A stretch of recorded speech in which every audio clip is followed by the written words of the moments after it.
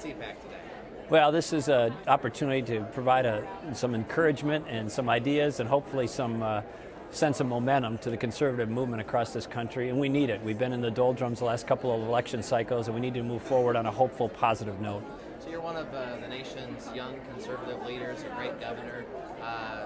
The conservative movement needs some energy. What do we need? What's the Governor Pawlenty vision? Well, I think we need to, first of all, re-embrace our principles and our values that not only made the conservative movement great, but that made the country great, but we also need to apply them to the emerging issues of our time.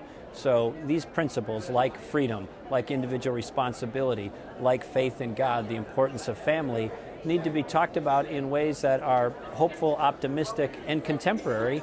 That means keeping our principles, but making an effort to reach out to people who may not have heard them yet, and we got a lot of work to do in that regard.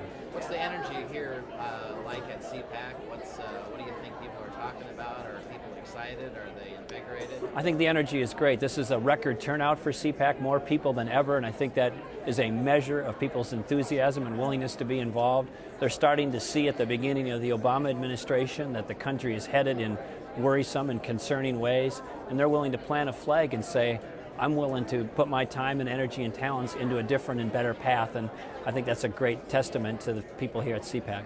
So you have some of the most active activists in the country here, conservative organizations, grassroots organizations. What's your message to them?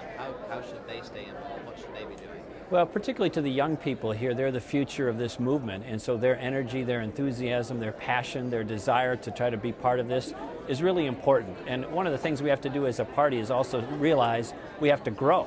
And so the answer doesn't lie in trying to be more like Democrats or liberals. The answer is in getting Democrats and independents to support conservative or Republican perspective.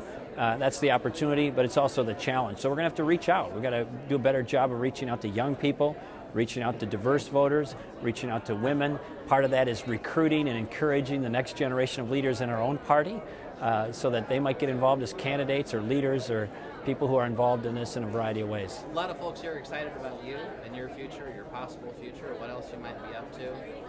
What else are you up to? Well, when I get back to Minnesota, I'm going to be up to shoveling my driveway out because we just got hit with a snowstorm before I left. But I'm focused on this budget crisis in Minnesota and what that means to our citizens. And then I've got to consider whether I'm going to run for re-election as governor in 2010. And beyond that, I really haven't given it much focus or thought. Okay.